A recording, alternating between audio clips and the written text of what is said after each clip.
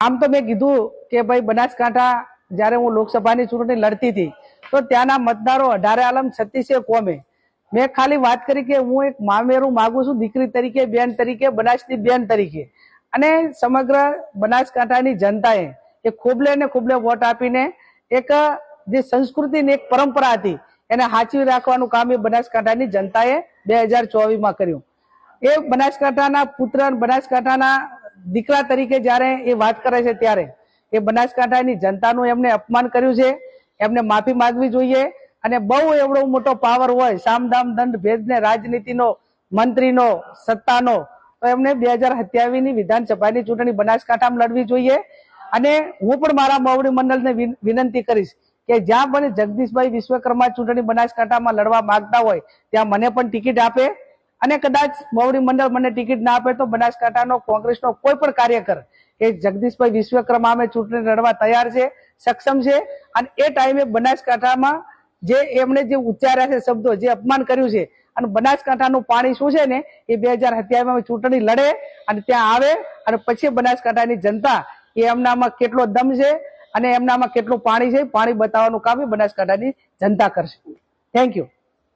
મિત્રો, ભારતીય જનતા પાર્ટીમાં એકથી એક ગજબ નમૂના ભર્યા છે. એક પ્રદેશ પ્રમુખ એમના બુટલેગર હતા અને બીજા પ્રદેશ પ્રમુખ મિસ્ટર વિશ્વકર્મા, જગદીશ વિશ્વકર્મા, જગદીશભાઈ પંચાલ, એ આમ તો મારા વિધાનસભા વડગામના છે.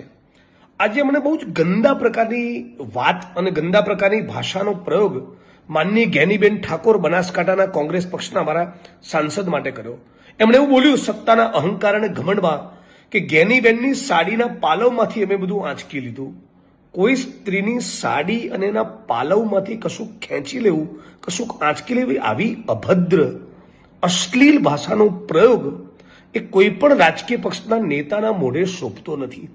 આ ગુજરાતની પ્રત્યેક બેન, દીકરી, માતાઓનું અપમાન તો છે જ, પણ આખા ઉત્તર ગુજરાતના ઠાકોર સમાજને કહેવા માંગુ છું કે તમે બધા જ તાકાત બતાવો અને આપણી બેન, બનાસની બેન, જ્ઞાનીબેનની સાડીના પાલવ વિશે જેણે આવી ગંદી કોમેન્ટ કરી છે એને જડબાતોડ જવાબ આપવો જોઈએ.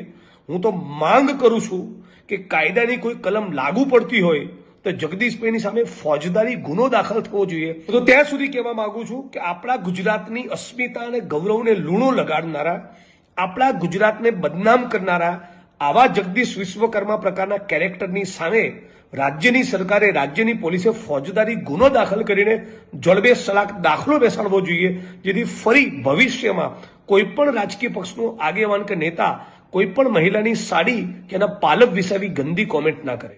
ગુજરાતની તમામ બહેનોનું, બનાસની તમામ બહેનોનું અને દેશની 70 કરોડ મહિલાઓનું તમે જે અપમાન કર્યું છે નારી વંદના અધિનિયમ અંતર્ગત, આ બનાસની બહેનો ક્યારેય નહીં ભૂલે અને એનો કરારો જવાબ આગામી દિવસોની અંદર અમારી માતા બહેનોએ તમને તમારા ગઢમાંથી તમારી સીટો એ તમારા સાડીના પલ્લુમાંથી હાંચકી લીધી છે. ગુજરાત પ્રદેશના અધ્યક્ષ ભાજપના એ વિશ્વકર્માને કહું છું, તમને બોલવામાં વિવેક ના ગુમાવો.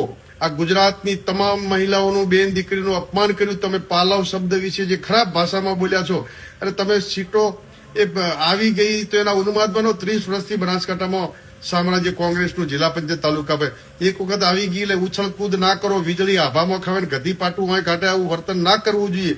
તમે વડગામના દીકરા છો અને વડગામમાં તાલુકા પંચાયત કોંગ્રેસની છે, જિલ્લા પંચાયતની 50% તમે જ્યાં ગુજરાત પ્રદેશમાં એવું કહો છો કે હું બનાસકાંઠા ગુજરાત પ્રદેશની જવાબદારી, તમે જે વિસ્તાર હોમટાઉન વડગામમાંથી આવો છો એ વડગામની તાલુકા પંચાયત, જિલ્લા પંચાયત કોંગ્રેસ આ રીતે ગુજરાતની તમામ બેન દીકરીનું અપમાન કર્યું છે. એ જગદીશ વિશ્વકર્માને કહું છું કે ગુજરાતની 7 કરોડ જનતાની અને ગુજરાતની તમામ બેન દીકરીની માફી માંગો, નહીં તો સમગ્ર ગુજરાતની બેન દીકરીનું આપે અપમાન કર્યું છે એનો જડબોતોડ જવાબ તમામ સનાતન ધર્મ અને ગુજરાતની તમામ બેન દીકરીઓ આપશે.